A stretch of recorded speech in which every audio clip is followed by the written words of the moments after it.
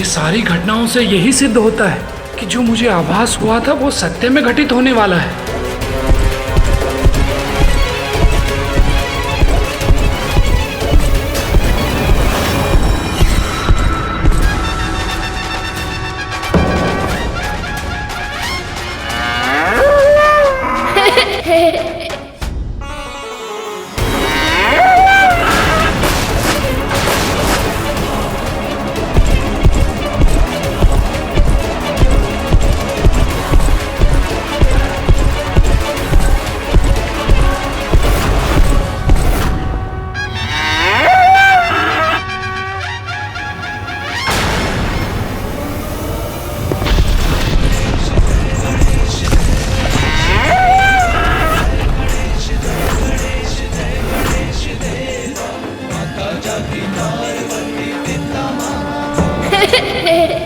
चतुर गणेशा।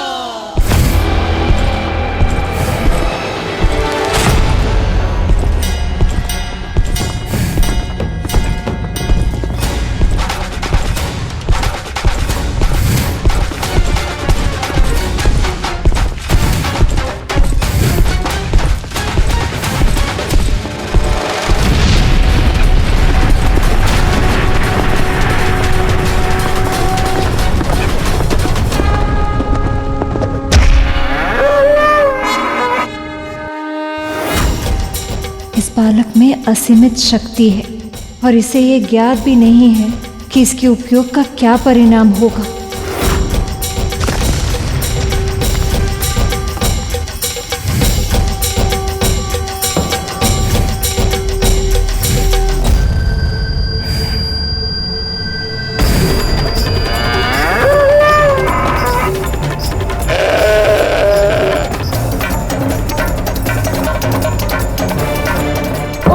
तो ये दोनों मिलकर मुझ पे वार करने की योजना बना रहे हैं।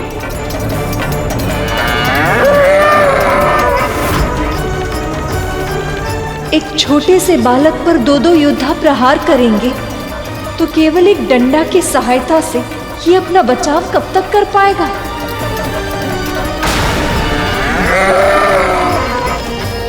प्रभु, नंदी और श्रृंगी ऐसा कैसे कर सकते हैं? महादेव के ये दो गण सात्विक प्रवृत्ति के धर्म का पालन करने वाले प्राणी हैं देवी। वो अकारण ही कभी किसी पर आक्रमण नहीं करते, पर महादेव को कैलाश में प्रवेश करने से रोककर उनकी बात सुने बिना, कारण जाने बिना ही उनका अनादर करना अनुचित है। और श्रृंगी और नंदी ऐसे भक्त हैं कि वे अपना अपमान तो सह सकते हैं, किंतु अपने आराध्य प्रभु महादेव का कभी नहीं।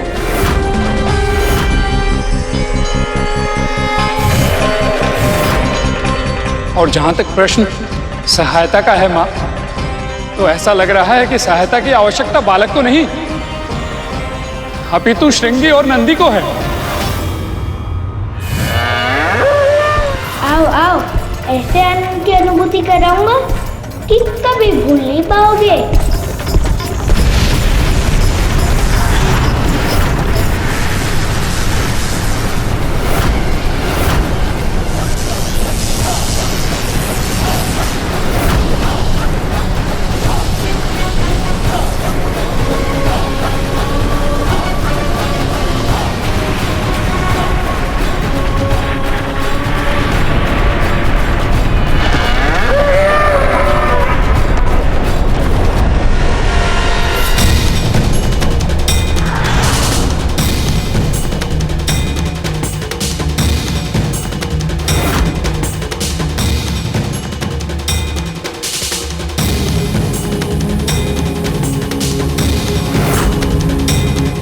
कौन है ये बालक?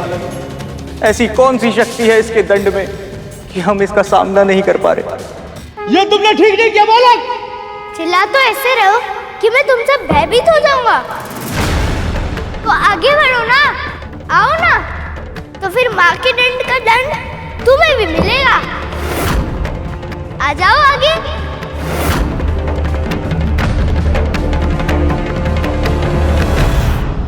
बालक की लाठी में मां ललिता की शक्ति थी, और उस महान शक्ति के सामने इस संसार की बड़ी से बड़ी शक्ति असहाय हो जाती है।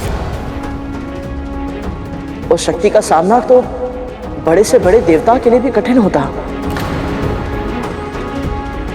तो फिर श्रृंगी और नंदी के लिए तो ये असंभव ही था। तूने सत्य कहा करो। इतने वर्षों बाद आप समझ पाई हो कि तू जैसा है वैसा क्यों है, क्योंकि तेरे भीतर तेरी मां की तपस्या की शक्ति है और उसी शक्ति के प्रभाव के कारण तुझे पराजित करना असंभव नहीं, किंतु हां कठिन अवश्य है। किंतु मैं ये पहचान ही नहीं पाई। अपने अभिमान में ये सोचती रही कि तुझे दास बनाकर नियंत्रित कर सकती हूं मैं। कितनी बड़ी मूर्ख हूं मैं। लोगों को ज्ञात हो जाता है कि उन्होंने क्या भूल की, किंतु ये बालक को ज्ञात नहीं था और इसीलिए वो अभी शिव गणों को चुनौती दे रहा था। तुम सब कहते कि मुझे बांध लोगे, बल से भीतर प्रवेश कर लोगे। यदि मैंने तुम्हें रोकने का प्रयास किया तो तुम्हारे स्वामी तो बहुत क्रोधित हो जाएंगे ना, और मुझे भस्म कर देंगे। एक बालक से पराजित होकर मन विचलित हो गया।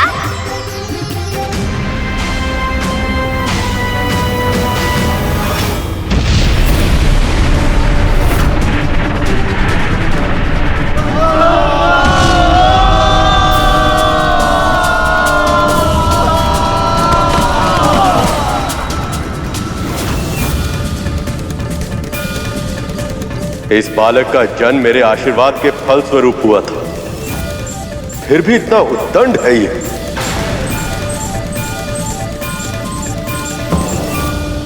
हाँ स्वामी, इस बालक के व्यवहार से तो मैं भी चकित हूं।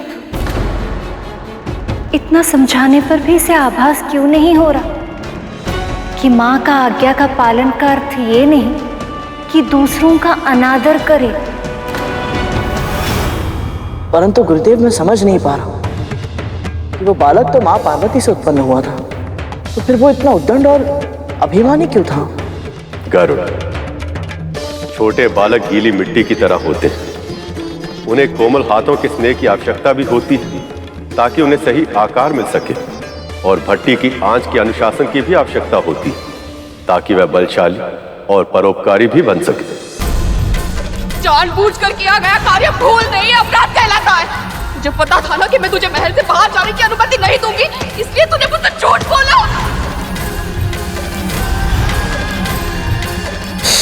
औषधि लगा रही हूँ तो जलन हो रही है, जब मार रही थी तब तो आ तक नहीं की। सत्य कहा गुरुदेव ने। माँ ने भी बहुत अनुशासन के साथ प्यार और डांट दोनों का पालन करके ही मुझे इस लायक बनाया। उनके बिना मैं कुछ नहीं। जब माता पिता के पालन पोषण में आवश्यक संतुलन नहीं होता तो संतान हठी और उद्दंड हो ही जाती है। मां पार्वती ने अपने बालक को अपार स्नेह तो दिया, परंतु उसे अनुशासन का पाठ नहीं पढ़ाया। इसलिए जब उस बालक के हाथों में शक्ति आ गई तो वे स्वयं को संभाल नहीं पाया।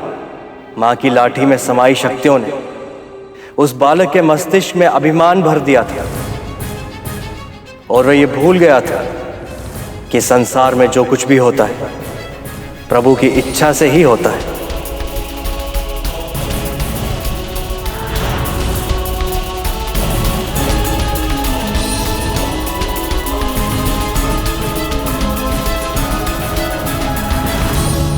अपने पुत्रों का पालन पोषण करने में यही भूल की थी मैंने। जब जब करुण को डांटते फटकारते हुए विंता को देखती तब तब यही सोचती मैं, कितनी निर्दयी मां है ये। किंतु आज समझ में आया कि वो कितनी सही थी। मैंने अपने पुत्रों को केवल प्रेम दिया, उनके मन की गीली मिट्टी में असीमित महत्वाकांक्षा के बीज बोए, किंतु अनुशासन के जल से सींचना भूल गई। संतुलन का पाठ ही नहीं पढ़ाया मैंने उन्हें, और इसलिए मेरे पापों का दंड मेरे पुत्रों को भोगना पड़ा।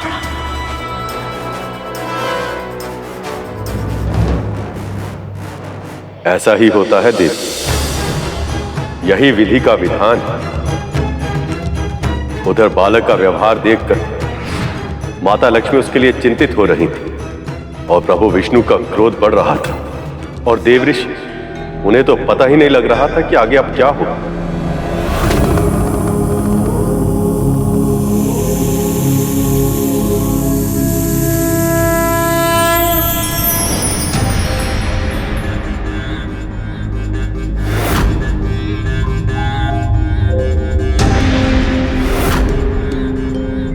बहुत देर से इस बालक को देख रहा हूं मैं। अब समय आ गया है कि कोई से भय का अर्थ सिखाए। अब तो आप ही ये प्रयास कर सकते हैं महासर्प। बस इसके बहुत निकट मत जाइएगा, इसके दंड से बहुत पीड़ा होती है सर्वश्रेष्ठ। चिंता मत कीजिए, मेरा महाविशाल रूप इस बालक को भयभीत करने के लिए पर्याप्त होगा।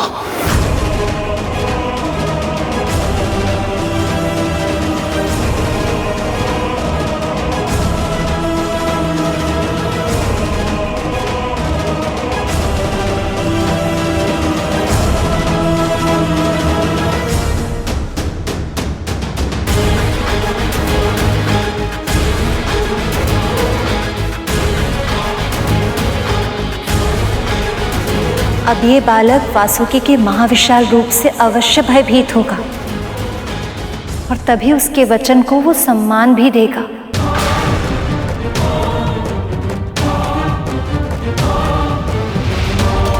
मैं आशा करता हूं कि ऐसा ही होगा देवी, अन्यथा परिणाम बहुत बुरा होगा। अज्ञान और अभिमान के कारण कहीं ये बालक अपना ही अहित न कर बैठे।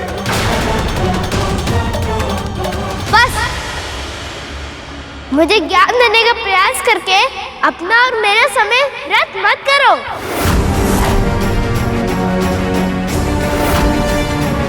तुम सब अब तक नहीं समझे, पर मैं समझ गया हूँ। जो दंड के योग्य होते हैं वो फल खिलाने से नहीं मानते।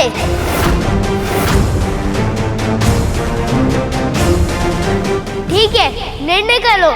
पहला प्रहार तुम करोगे कि मैं करूं? तुम्हें आभास भी है कि मैं कौन हूं? पहचानता तो नहीं हूं, पर इतना अवश्य जानता हूं, तुम भी वही बसम वाले के कोई शुभ चिंतक हो। वैसे प्रसन्नता तो करनी चाहिए, कुछ तो बात है उस जटाधारी भिक्षुक बाबा में। इतनी सारी योद्धाओं को अपनी जटाएं से बांध कर रखा है उन्होंने।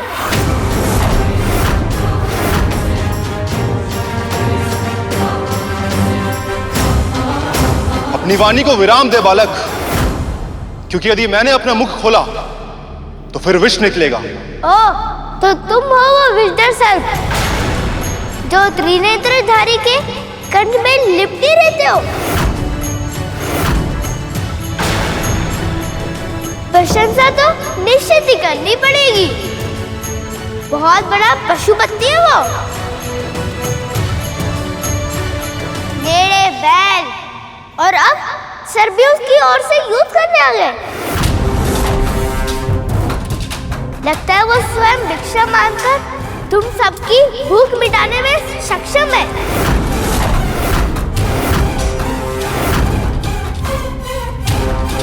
नहीं तो ऐसी स्वामी भक्ति कहाँ से आती? नारायण नारायण, ये तो महादेव की निंदा करते करते उनका गुणगान करने लगे। पर विडंबना यह है कि इसे इस बात का आभास ही नहीं। नारायण नारायण। पर कहीं ऐसा ना हो कि उसे आभास होते होते बहुत देर हो जाए। वासुकी का विष बड़े बड़े असुरों के लिए प्राणघातक है। ये तो केवल एक छोटा सा बालक है जिसे अब दंड की आवश्यकता है।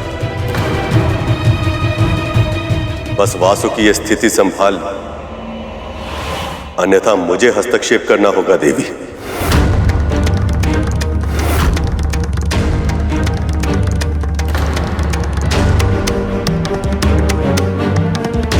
ध्यान रखना, यदि तुम स्वामी भक्त हो तो मैं भी मात्र भक्त हूँ।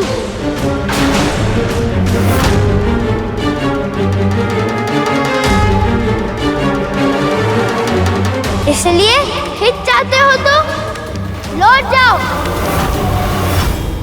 और युद्ध चाहते हो तो आगे आओ।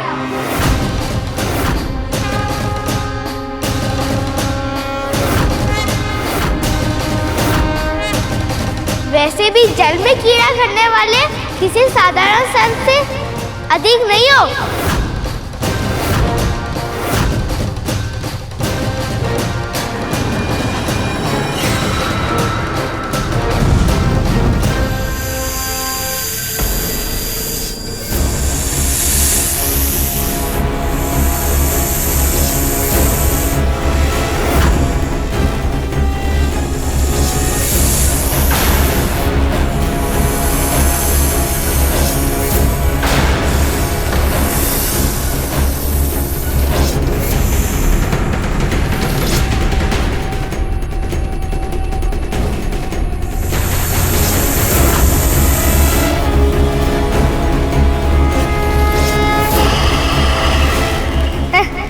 बढ़ चुका आकार या अभी और बढ़ाना है?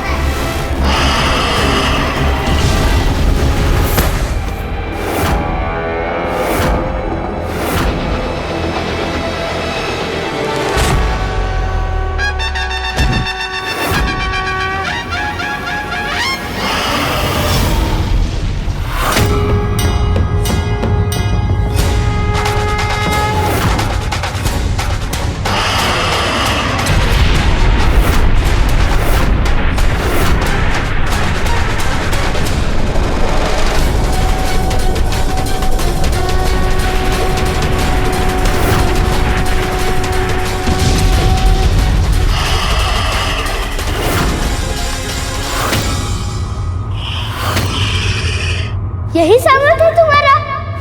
इतना ही है तुम्हारे विस्कर प्रभाव? अभी भी समझा रहा हूँ, लौट जाओ।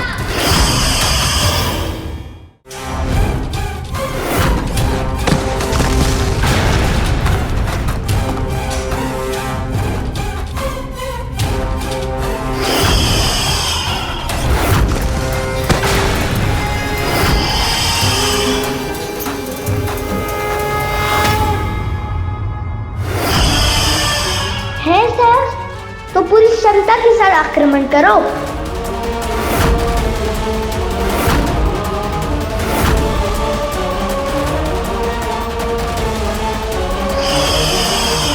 लगता है वासुकी बहुत क्रोधित है, कहीं वो इस बालक को हानि ना पहुंचा दे।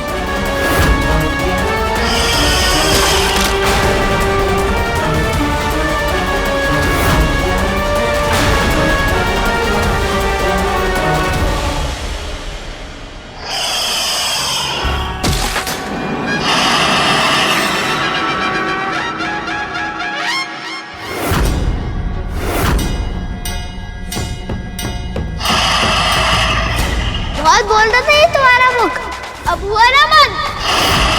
बहुत तेज चल रही थी तुम्हारी जीभ, चली गई ना मुख में। कितना तीक्ष्ण था तुम्हारा विष। अब एक बालक के पराजित होने की इच्छा से भीतर ही भीतर तुम्हें जलाएगा। बोलो आया आनंद? अब जाओ अपने महादेव से लिपट जाओ।